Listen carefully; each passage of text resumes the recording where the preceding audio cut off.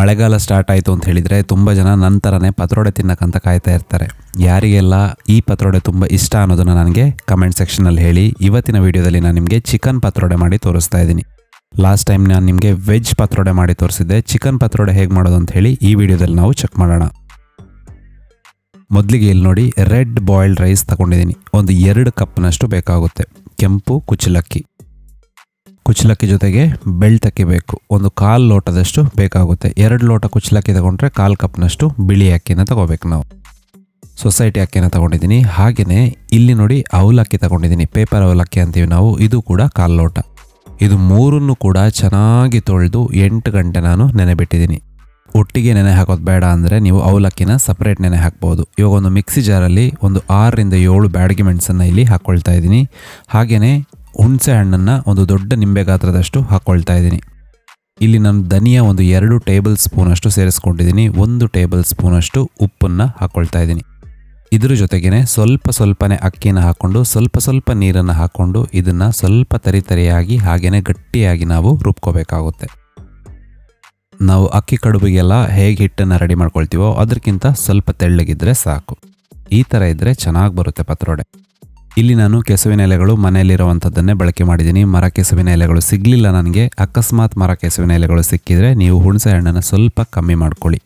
ಹಾಗೆಯೇ ಇವಾಗ ಈ ಕೆಸುವಿನ ಎಲೆಗಳನ್ನು ಫಸ್ಟಿಗೆ ಚೆನ್ನಾಗಿ ತೊಳೆದು ಆಮೇಲೆ ನಾನು ತೋರಿಸಿರೋ ಥರ ಕಟ್ ಮಾಡಿ ಸ್ವಲ್ಪ ಎಲೆಗಳನ್ನು ಸೇರಿಸ್ಕೊಂಡು ಆ ಹಿಟ್ಟಿನ ಜೊತೆ ನೀವು ಮಿಕ್ಸ್ ಮಾಡ್ಕೋಬೇಕಾಗುತ್ತೆ. ಇಲ್ಲಿ ನೋಡಿ, ಇವಾಗ ಹಿಟ್ಟು ಪರ್ಫೆಕ್ಟಾಗಿ ನಮಗೆ ಬೇಕಾದಂಗೆ ರೆಡಿಯಾಗಿದೆ. ಇವಾಗ ನೀರನ್ನು ಬಿಸಿ ಮಾಡಿಕೊಂಡು ಅದರಲ್ಲಿ ಒಂದು ಬಟರ್ ಪೇಪರ್ನ ನಾನು ಇಡ್ತಾ ಇದ್ದೀನಿ ಇಡ್ಲಿ ಪಾತ್ರೆಯಲ್ಲಿ. ಬಟರ್ ಪೇಪರ್ ನಿಮಗೆ ಆ ಪತ್ರೊಡೆ ತೆಗೆಯೋದಕ್ಕೆ ತುಂಬ ಈಸಿ ಆಗುತ್ತೆ ಅಂತ.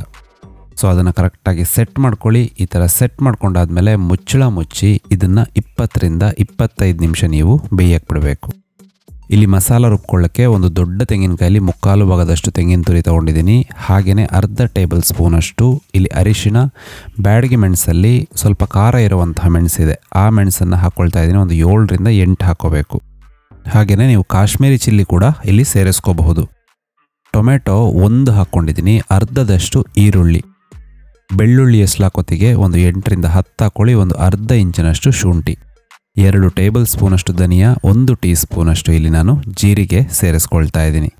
ಹಾಗೆಯೇ ಇದ್ರ ಜೊತೆಗೆ ಗಸಗಸೆ 1 ಟೇಬಲ್ ಸ್ಪೂನಷ್ಟು, ಸ್ವಲ್ಪ ಚಕ್ಕೆ ಮತ್ತು ಲವಂಗ, ಅದ್ರ ಜೊತೆಗೇ ಸ್ವಲ್ಪ ಕರಿಮೆಣಸು ಒಂದು 8 ರಿಂದ 10. ಇವಾಗ ಒಂದು ಬಾಣಲಿಯಲ್ಲಿ 1 ಟೇಬಲ್ ಸ್ಪೂನಷ್ಟು ತುಪ್ಪ ಬಿಸಿ ಮಾಡಿಕೊಂಡು ಎಲ್ಲ ಮಸಾಲೆಗಳನ್ನು ಹಾಕಿ ಒಂದು 4 ರಿಂದ 5 ನಿಮಿಷ ನಾನಿಲ್ಲಿ ರೋಸ್ಟ್ ಮಾಡಿಕೊಂಡೆ. ಆ ಟೊಮೆಟೊ ಎಲ್ಲ ನೋಡ್ತಾ ಇದ್ದೀರಾ ಬಾಡಿದೆ. ಇದಕ್ಕೆ ಸ್ವಲ್ಪ ಹುಣಸೆ ಹಣ್ಣು ಹಾಕ್ಕೊಳ್ಳಿ, ಜಾಸ್ತಿ ಹಾಕೋಬೇಡಿ. ತಣ್ಣಗಾದ್ಮೇಲೆ ರುಬ್ಕೊಳ್ಳಿ. ಇವಾಗ ಇಲ್ಲಿ ನೋಡ್ತಾ ಇದ್ದೀರಾ ಒಂದು ಫೋರ್ಕ್ ಹಾಕಿ ನಾನು ತೋರಿಸ್ತಾ ಇದ್ದೀನಿ ನಿಮಗೆ. ಅದು ಅಂಟ್ಕೊಳ್ತಾ ಇಲ್ಲ ಅಂತ ಹೇಳಿದರೆ ಅದು ಚೆನ್ನಾಗಿ ಬೆಂದಿದೆ ಅಂತ ಅರ್ಥ. ಇವಾಗ ಇದನ್ನು ಇನ್ನೊಂದು ಪ್ಲೇಟಿಗೆ ನಾವು ಟ್ರಾನ್ಸ್ಫರ್ ಮಾಡ್ಕೊಳ್ಳೋಣ. ಟ್ರಾನ್ಸ್ಫರ್ ಮಾಡಿಕೊಂಡು ಇದನ್ನು ಕಟ್ ಮಾಡ್ಕೋಬೇಕಾಗುತ್ತೆ. ಇಲ್ಲಿ ನಾನು ತೋರಿಸೋದಕ್ಕೋಸ್ಕರ ನಿಮಗೆ 1 ಪೀಸ್ ಮಾತ್ರ ತೊಗೊಂಡಿದ್ದೀನಿ. ನಾವು ಪ್ರಿಪೇರ್ ಮಾಡಿರುವಂಥ ಹಿಟ್ಟಲ್ಲಿ ಇನ್ನೂ ಜಾಸ್ತಿ ಪತ್ರೊಡೆಗಳನ್ನು ರೆಡಿ ಮಾಡ್ಕೋಬಹುದು. ಎಲ್ಲ ಕೂಡ ನಾನು ಸೈಡಲ್ಲಿ ಕಟ್ ಮಾಡಿಕೊಂಡೆ. ಹಾಗೆಯೇ ಇಲ್ಲಿ ತೋರಿಸ್ತಾ ಇದ್ದೀನಿ ಎಷ್ಟು ಚೆನ್ನಾಗಿ ಆ ಪತ್ರೊಡೆ ರೆಡಿಯಾಗಿದೆ ನೋಡಿ.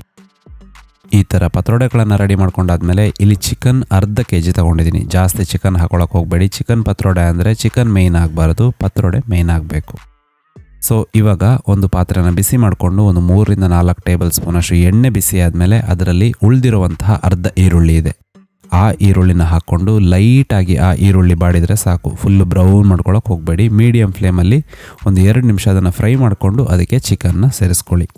ಚಿಕನ್ ಸೇರಿಸ್ಕೊಂಡು ಆ ಚಿಕನ್ ಮೇಲ್ಭಾಗ ಏನಿದೆ ಸ್ವಲ್ಪ ಬಿಳಿ ಆದಮೇಲೆ ಅದಕ್ಕೆ ರುಚಿಗೆ ತಕ್ಕಷ್ಟು ಉಪ್ಪನ್ನು ಹಾಕ್ಕೊಂಡು ಎಲ್ಲ ಕಂಬೈನ್ ಮಾಡಿ ಆ ಚಿಕನ್ ಬೇಯೋದಕ್ಕೆ ಸ್ವಲ್ಪ ನೀರನ್ನು ಇಲ್ಲಿ ಸೇರಿಸ್ಕೋಬೇಕಾಗುತ್ತೆ. ಹಾಗೆಯೇ ಮುಚ್ಚಳ ಮುಚ್ಚಿ ಚಿಕನ್ ಬೇಯೋಕ್ಕೆ ಬಿಡಬೇಕು.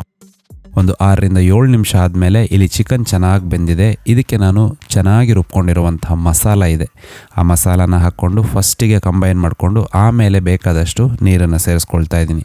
ಇಲ್ಲಿ ನೀರು ಹೇಗೆ ಸೇರಿಸ್ಕೋಬೇಕು ಅಂತ ಹೇಳಿದರೆ ಚಿಕನ್ ಮೇಲೆ ಸ್ವಲ್ಪ ನಿಮಗೆ ಮಸಾಲ ಕಾಣಬೇಕು, ಆ ಥರ ಇರಬೇಕು. ಇಲ್ಲಿ ನೋಡಿ, ಈ ಥರ ಚೆನ್ನಾಗಿ ತೊಳೆದ ಥರ ಇರಬಾರ್ದು, ಹಾಗೆಯೇ ಗಟ್ಟಿ ಕೂಡ ಇರಬಾರ್ದು. ಇದಕ್ಕೆ ರುಚಿಗೆ ತಕ್ಕಷ್ಟು ಉಪ್ಪನ್ನು ಹಾಕ್ಕೊಂಡು ಹೈ ಫ್ಲೇಮಲ್ಲಿ 2 ನಿಮಿಷ ಬೇಯಿಸ್ಕೊಂಡೆ. 2 ನಿಮಿಷ ಆದಮೇಲೆ ಇದರದ್ದು ತಿಕ್ನೆಸ್ ಸ್ವಲ್ಪ ಇನ್ನೂ ಜಾಸ್ತಿ ಆಗಿದೆ.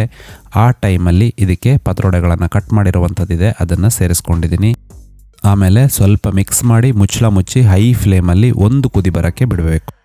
ಇವಾಗ ಒಂದು ಕುದಿ ಬಂದಿದೆ. ಸೊ ಮುಚ್ಚಳ ಮುಚ್ಚಿ ಫ್ಲೇಮ್ ಆಫ್ ಮಾಡಿ 10 ನಿಮಿಷ ಬಿಟ್ಟಿದ್ದೆ. ಸೂಪರ್ ಆಗಿ ಪತ್ರೊಡೆ ಇವಾಗ ರೆಡಿಯಾಗಿದೆ. ಆ ಸಾರೆಲ್ಲ ನೀವು ನೋಡ್ತಾ ಇರ್ಬೋದು, ಆಲ್ರೆಡಿ ಅದು ಎಳ್ಕೊಂಡಿದೆ. ಇನ್ನೂ ಒಂದು 10 ನಿಮಿಷ ಬಿಟ್ಟರೆ ಕಂಪ್ಲೀಟಾಗಿ ಅದು ಸಾರನ್ನು ಎಳ್ಕೊಳ್ಳುತ್ತೆ. ಇಲ್ಲಿ ನೋಡಿ, ಬಿಸಿ ಇರೋವಾಗನೇ ನಾನು ತೋರಿಸ್ತಾ ಇದ್ದೀನಿ ಎಷ್ಟು ಚೆನ್ನಾಗಿ ಪತ್ರೊಡೆ ರೆಡಿಯಾಗಿದೆ ನೋಡಿ. ಸೊ ತುಂಬ ಜನ ಮಾಡೋತ್ತಿಗೆ ಏನಾಗುತ್ತೆ ಅಂತ ಹೇಳಿದರೆ ಅದು ಗಟ್ಟಿ ಆಗಿಬಿಡುತ್ತೆ. ಸೊ ಆ ಕಂಪ್ಲೇಂಟ್ಗೋಸ್ಕರ ನಾನು ಇವತ್ತು ಈ ಥರ ಮಾಡಿ ತೋರಿಸಿದ್ದೀನಿ. ಈ ವಿಧಾನ ಒಂದ್ಸಲ ಫಾಲೋ ಮಾಡಿ, ನೀವು ಒಂದ್ಸಲ ಮನೇಲಿ ಪತ್ರೊಡೆ ಮಾಡಿ, ಆರೋಗ್ಯಕ್ಕೂ ಕೂಡ ತುಂಬ ಒಳ್ಳೆಯದು. ಈ ರೆಸಿಪಿ ಇಷ್ಟ ಆದರೆ ಒಂದು ಕಮೆಂಟ್ ಮಾಡೋದಕ್ಕೆ, ಲೈಕ್ ಮಾಡೋದಕ್ಕೆ ಮರಿಬೇಡಿ. ನೆಕ್ಸ್ಟ್ ರೆಸಿಪಿ ಜೊತೆ ಮತ್ತೆ ನಾನು ನಿಮ್ಮನ್ನು ಭೇಟಿ ಮಾಡ್ತೀನಿ.